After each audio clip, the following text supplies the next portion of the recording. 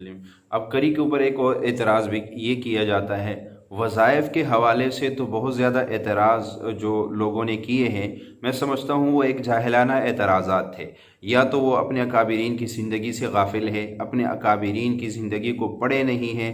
हमारे अकाबिरीन अमलियात करते भी थे, हमारे अकाबिरीन वज़ाइफ करते भी थे, करवाते भी थे। वही वज़ाइफ आज अबकरी के तवस्सुत से लोगों तक पहुँचाए जा रहे हैं। तो अबकरी के वज़ाइफ पे एतराज़ करना, मैं समझता हूँ या तो जहालत की बिना पे ये एतराज़ किया जाता है, या हसद और बग़्ज़ के जो है वो उसके बिना पे किया जाता है। तो अब एक और एतराज़ जो अक्सर लोग करते हैं वो ये है कि जी अबकरी की अद्वियात जो है वो, अब कोई भी दवाई अबकरी के ले लो, उसके साथ इतना बड़ा कागज़ होता है और उसमें इतने फ़ायदे दर्ज हुए होते हैं कि फिर जो है इंसान समझता है मैं यही एक दवाई इस्तेमाल करूं, बाकी अद्वियात की कोई ज़रूरत नहीं है। तो फिर जब एक दवाई के सैकड़ों फ़ायदे हैं, मिसाल के तौर पे अबकरी की एक दवाई है 70 शिफा, उसके आप फ़ायदे पढ़ते जाएंगे तो आप कहोगे मुझे किसी दवाई की ज़रूरत नहीं है, बस मैं एक ही दवाई इस्तेमाल करूँगा तो मेरे सारे मसले हल हो जाएंगे। तो एतराज़ करने वाले एतराज़ करते हैं कि जी ये क्या बात हुई, जब एक दवाई में इतने फ़ायदे हैं तो फिर इतने सारे अद्वियात को बनाने के फ़ायदे ज़रूरत क्या पड़ी, इतने सारे कोर्स मुतारफ़ करवाने की ज़रूरत क्या है। तो फिर एतराज़ कर जो है इन्हें साफ अल्फाज में वो ये कहना चाहते हैं कि अबकरी वाले झूठ बोल रहे हैं, अपने अद्वियात को बेचने के लिए वो झूठे फ़वायद लिख कर बताकर लोगों को लूट रहे हैं। हालांकि ये बात 100% गलत है, ये दुरुस्त नहीं है।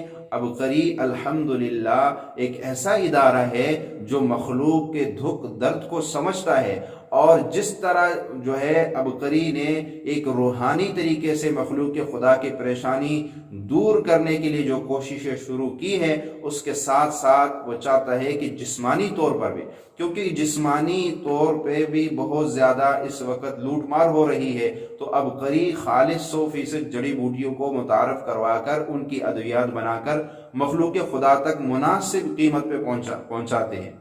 अब रहा ये मसला कि एक दवाई में इतने सारे फ़वाइद कहाँ से आ गए, तो देखें ये एतराज़ ही बिल्कुल गलत है।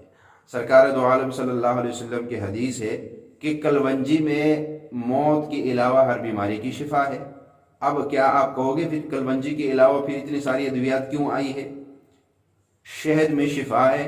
देखिए अबकरी के अद्वियात अंग्रेज़ी नहीं है, वो जड़ी बूटियों से बनी हुई है, और जड़ी बूटियों के अंदर जो असरात है, जो फ़वाइद है, वो अल्लाह ने रखे हैं, अबकरी वालों ने नहीं रखे हैं। आप एक कलवंजी ले ले कि कलवंजी के कितने फ़ायदे हैं, आप सोच के हैरान हो जाएंगे। तो जब वही कलवंजी अबकरी की अद्वियात में आती है, उसको देख के फ़ायदे लिख दिए जाते हैं।